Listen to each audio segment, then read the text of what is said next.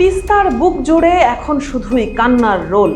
যে নদী একসময় পলিমাটি আর ফসলে এ অঞ্চলের মানুষের মুখে হাসি ফোটাতো, আজ তার রূপ নিয়েছে এক জীবন্ত অভিশাপে।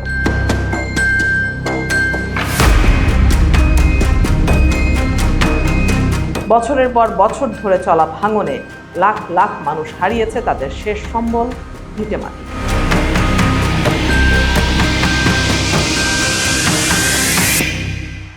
একের পর এক সাজানো গোছানো সংসার নিমেষেই বিলীন হয়ে যাচ্ছে রাক্ষসী নদীর উদরে।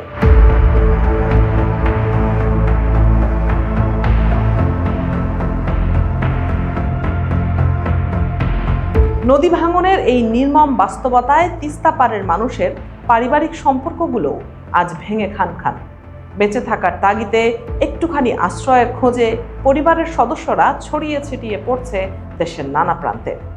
বাবা সন্তান কিংবা ভাই বোনের চেনা বন্ধনগুলো হারিয়ে যাচ্ছে ঢাকা সহ বিভিন্ন শহরের ঘিঞ্জি বস্তির ভিড়ে। এক সময়ের শত বিঘা জমির মালিক আজ এক নিমেষে পরিণত হচ্ছে পথের ভিখারিতে। এই জনপদের মানুষের দুঃখ গাথার কোনো শেষ নেই কোনো সান্ত্বনা। নদী পাড়ের কোনো বৃদ্ধা আজও অশ্রু সজল চোখে আঁকড়ে ধরে আছেন স্বামীর খবর, যা হয়তো আর কয়েক মুহূর্ত পর নদীগর্ভে তলিয়ে যাবে।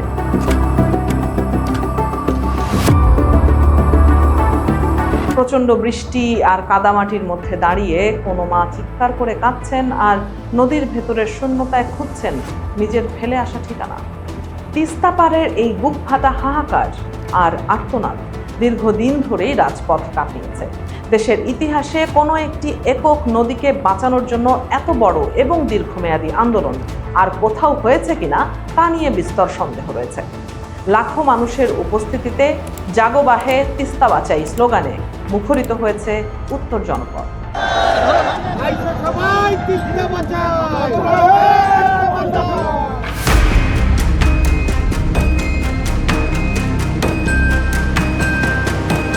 রাজনৈতিক পট পরিবর্তনের আগে বড় বড় প্রতিশ্রুতি দেওয়া হয়েছিল এই অঞ্চলের মানুষকে। বর্তমান সরকারের শীর্ষ নেতৃত্ব থেকে শুরু করে মন্ত্রীরা একসময় এই আন্দোলনের প্রথম সারিতে ছিলেন। নির্বাচনের আগে প্রতিশ্রুতি ছিল তিস্তা মহাপরিকল্পনা বাস্তবায়ন করা হবে অগ্রাধিকার ভিত্তিতে, কিন্তু ক্ষমতার মসনদে বসার পর সেই সুর যেন অনেকটাই বদলে গেছে। সম্প্রতি বর্তমান সরকারের দায়িত্ব নেয়ার 100 দিন পার হয়েছে। তিস্তা মহাপরিকল্পনা নিয়ে নানামুখী আলোচনা আর চীনের কাছ থেকে ঋণ নেওয়ার প্রক্রিয়া এখনো ঝুলন্ত অবস্থায় রয়েছে।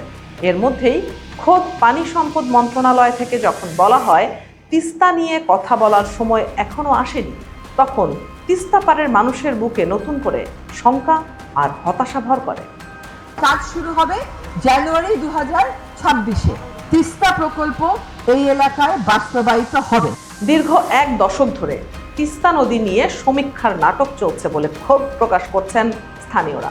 এমন অবস্থা, আমাদের জমি পর্যন্ত যখন ভিড়ে লাগিয়েছে তখন কোথায় যা থাকবে? ওই বাড়িঘর কালো খলিচ নিয়ে রাখতেছি, মাঠে রাখতেছি। আজ ধরে খাইনো হয়, তাকে যদি না পাই থাকবে তা আমরা কোন জায়গায় যাই বাবা? 2016 সালে শুরু হওয়া সমীক্ষার কাজ 10 বছরেও শেষ না হওয়াকে এক ধরনের প্রতারণা হিসেবেই দেখছেন নদী গবেষক ও ভুক্তভোগী সাধারণ মানুষ। বিগত সরকারের আমলে লাখো কোটি টাকার মেগা প্রকল্প হলেও তিস্তার জন্য প্রয়োজনীয় সামান্য অর্থ বরাদ্দ মেলেনি। তিস্তাবাসীর এই চরম হতাশার আগুনে নতুন করে ঘি ঢেলেছে সরকারের সাম্প্রতিক এক সিদ্ধান্ত। জাতীয় অর্থনৈতিক পরিষদের নির্বাহী কমিটির সভায় পদ্মা ব্যারাজ প্রকল্পের জন্য প্রায় 34,500 কোটি টাকার বিশাল প্রকল্প অনুমোদন দেওয়া হয়েছে। আর এই বিপুল পরিমাণ অর্থের পুরোটাই যোগান দেওয়া হচ্ছে সরকারের নিজস্ব রাজস্ব খাত থেকে। অনুমোদন পেয়েছে 35,000 কোটি টাকা ব্যয়ে পদ্মা ব্যারেজ সহ 7টি প্রকল্প।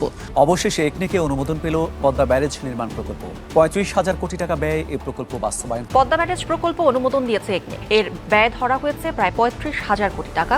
আমরা এক কথায় বলি যে বাংলাদেশের মাস্টার মাইন্ড প্রকল্প সেটি হলো পদ্মা ব্যারেজ। প্রায় 35,000 কোটি টাকার এই প্রজেক্ট আজকে অনুমোদন হয়েছে। এই খবরটি প্রকাশ্যে আসার পর থেকেই তিস্তা তীরবর্তী মানুষের মধ্যে তীব্র ক্ষোভ ও প্রতিক্রিয়ার সৃষ্টি হয়েছে। সামাজিক যোগাযোগ মাধ্যম থেকে শুরু করে চায়ের দোকান সর্বত্রই এখন একটি স্লোগান প্রতিধ্বনিত হচ্ছে, আর তা হলো আন্দোলন তিস্তায়, প্রকল্প পদ্মায়। মানুষ প্রশ্ন তুলছেন, যেখানে তিস্তার জন্য অর্থ খুঁজতে 1 দশক চলে যায়, সেখানে পদ্মার জন্য মাত্র 3 মাসেই এত টাকা কিভাবে বরাদ্দ হয়?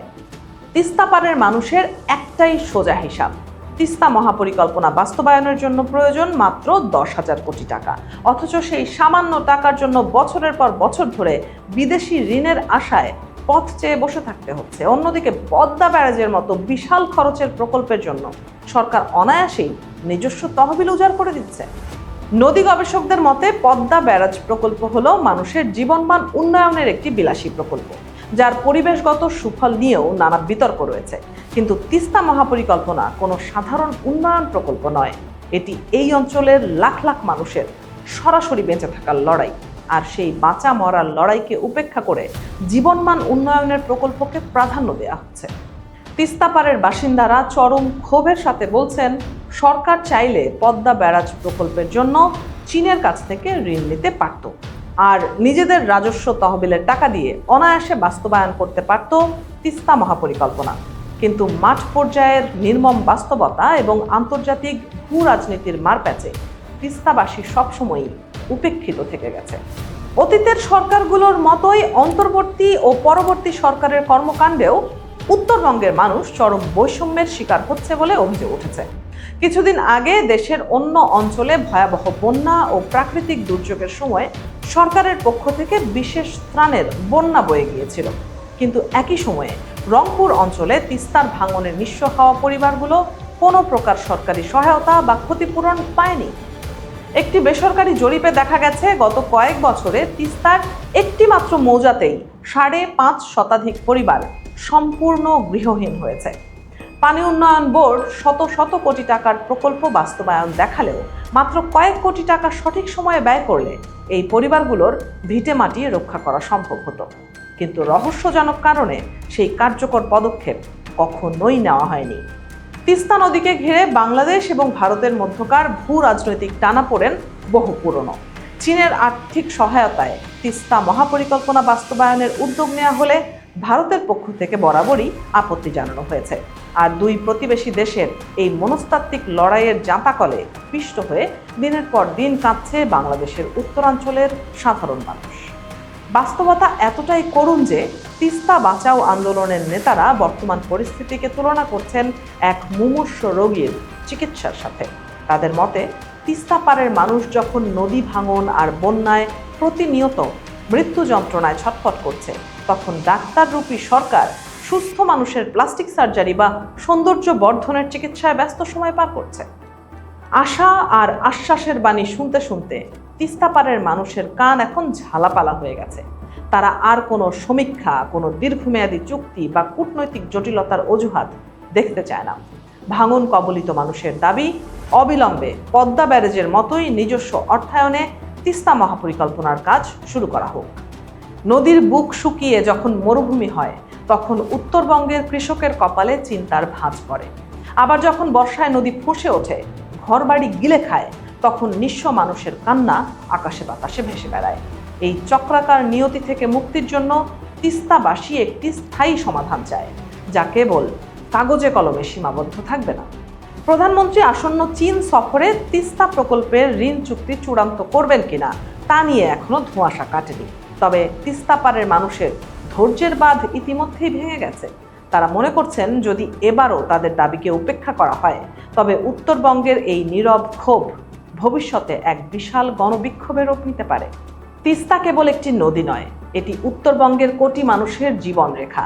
এই জীবনরেখাকে টেনে তুলতে না পারলে দেশের সামগ্রিক উন্নয়ন কখনোই টেকসই হবে না। তাই পদ্মা বা অন্য কোনো মেগা প্রকল্পের জাঁকজমকের আড়ালে যেন তিস্তা পাড়ের মানুষের কান্না হারিয়ে না যায়, সেই আহ্বানই জানাচ্ছে ভুক্তভোগী সাধারণ মানুষ।